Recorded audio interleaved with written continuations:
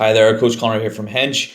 This video is just going to explain what the Rpe scale is and how we use it within some of the training phases. So most people, if you're finishing off base camp, you may be progressing on to other phases now. You would have a slight introduction to what the Rpe scale in those later weeks of that first phase. But basically what the Rpe is what it stands for is rate of pre-exertion, and it's a way for us to be able to dictate our intensity on a given day. And overall in the training blocks, we're growing on that training intensity week to week, building to the most intense, and then having a back off and deload. As we know, training has to get more challenging over time so that we're getting as much out of each phase of training that we do.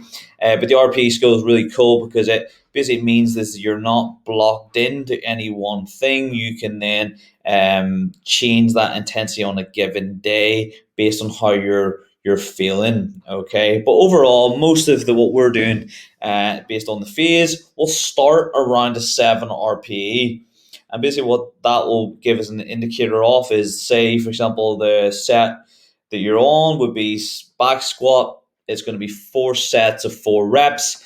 On the first set, I want it to be around a 7 RPE. Okay, and basically what that means, based on the weight you've chosen, you could do 3 more reps at that given weight. Okay, so you hit 4 sets. You hit your first set, 4 reps. It was 7 RPE, so you could have done 7 reps at that weight. After that, you'll rest. Your next set then should be more towards an 8. So it should be a slight increase. That slight increase could be anywhere from 3 to 5 kilos. Okay, so that's 2 more reps left at that set. And then say we're going to go, we do maybe another set there. So that'll be set 3. You stay at that same weight. Where your top set should be a 9. That's 1 more rep. So that could be 3 to 5 kilos increase again. And then that would be your set done. Okay. But most of the phases that we're doing here at Hench is that the RPE, okay, is growing week to week.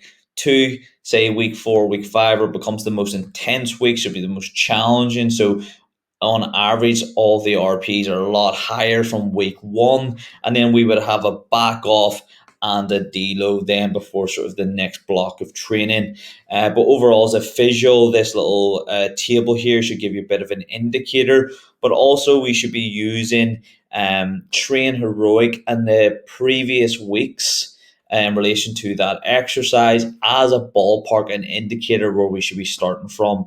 As well as Train Heroic will give you the history based on what your top rep range has been for those given exercises. And we want to make sure that we're using that as a ballpark of where we should be starting from on week 1, and roughly where we should be growing and building upon towards those later weeks, the most intense weeks, and a back off.